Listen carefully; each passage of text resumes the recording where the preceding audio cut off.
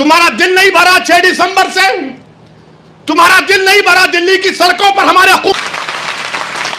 उन्होंने कह दिया कि 2 साल रिगरस इंप्रिजनमेंट नहीं, 1 ईयर सिंपल इंप्रिजनमेंट। 2 साल कैद बामुशक्कत की जगह 1 साल। पहले नॉन बेलेबल था, मोदी जी बोले जेलों को खाली कर दूंगा, वक्फ को लूटो। अब बेलेबल कर दिए। पहले जुडिशियल मैजिस्ट्रेट के पास, फर्स्ट एमएम के पास, बोले नहीं नहीं जरूरत ही नहीं है, मैं हूं तो मुमकिन है, ये काम कर दिए। फिर उसके बाद आप देखते हैं कि लिमिटेशन का कानून क्या है कि अगर आप किसी की जमीन पर 12 साल एडवर्स 12 साल आप काबिज है तो आप ओनर बन जाते। वक्फ के कानून में नहीं है, आप 11 साल रहो, 100 साल रहो, 200 साल रहो। इसीलिए रत्नागिरी में वो जो मुतवल्ली जिसको छत्रपति शिवाजी ने जायदाद दी थी, वो 250 साल से वगैरह के कागजात है। अब अगर लिमिटेशन निकल जाएगा तो वो 250 एकड़ पर, बल्कि 652 एकड़ पर जो लोग काबिज है वो सब मालिक बन जाएंगे। मोदी जानते हैं कि पंजाब में कई ऐसी जायदादें हैं जो खाली पड़ी हुई हैं। तो मोदी जी बोले कि एक मीटिंग में मोदी बोले मैं ड्रोन भिजा के मालूम कर लेता हूं, जाके देखो गूगल पे आप। तो शायद नरेंद्र मोदी ने ड्रोन भेजा होगा पंजाब को और रत्नागिरी को, देखा होगा अरे हाँ यहां पर फायदा है। मेरे भाई, लिमिटेशन का जो मामला है अब उसके बाद वो ट्राइब्यूनल को छीन लिया जाए। और मुझे आखिर में सिर्फ इतना कहना है कि मुझे मौलाना खालिद सैफुल्लाह रहमानी साहब दामन बरकातहू के अल्फाज याद आ रहे हैं। उन्होंने कहा कि वक्फ की जायदाद एक इबादत है, एक इबादत है। वो हमको हमारी इबादत से महरूम कर दे रहे आप।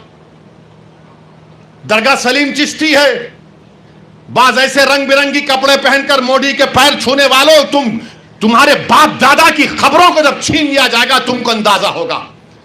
तुम जब चमचागिरी कर रहे हो नरेंद्र मोदी की जाकर, बड़े बड़े आस्थानों के तुम वाबस्ता हो। अरे याद रखो, बड़े बड़े आस्थानों से वाबस्ता होने की बुनियाद पर तुम बड़े नहीं होते। अल्लाह का खौफ और उसके हबीब से मोहब्बत तुमको बड़ा बनाती।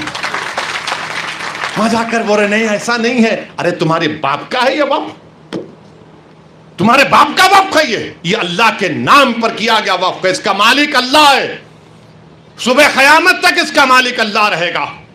मगर ये लोग जाकर चापलूसी कर रहे हैं, चमचागिरी कर रहे हैं। तो मेरे अजीज दोस्तों और बुजुर्गों, ये चीज़ों को देखकर मेरी आपसे अदबन गुजारिश है कि आप लोग all India Muslim personal law board ने जो फैसला लिया है कि आप इस कानून के खिलाफ आप लोग QR कोड के ज़रिए या अपने लेटर के ज़रिए या ईमेल के ज़रिए आप जॉइंट वर्किंग कमेटी को भिजाइए, अपना प्रोटेस्ट लॉन्च करिए।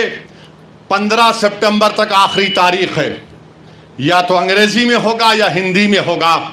मेरी आपसे गुजारिश है कि इसका आगे बढ़कर हिस्सा लीजिए। याद रखो मुसलमानों, हमने एक मस्जिद को खो दिया, तुम और कितनी मस्जिदों को खोने के लिए तैयार हो? एक मस्जिद को हमने खो दिया।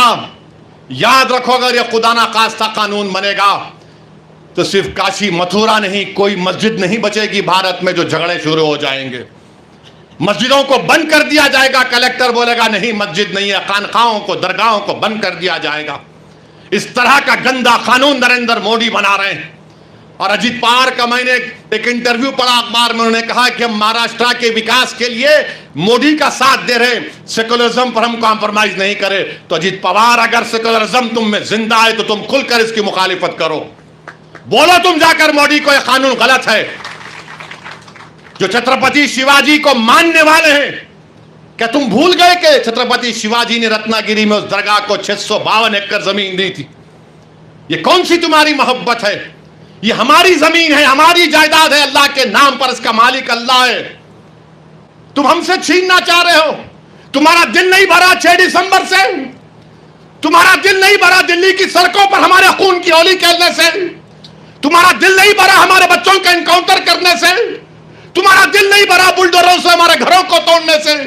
तुम्हारा दिल नहीं भरा हमारे बच्चों के सरों से हिजाब खींचने से? तुम्हारा दिल नहीं भरा हमको इस मुल्क की शरीयत खत्म करने का कानून बनाया? अब तुम हमको, हमारे वजूद को मिटाना चाहते हो। खुदा की कसम, अपने वजूद को मिटने नहीं देंगे इंशाअल्लाह ताला।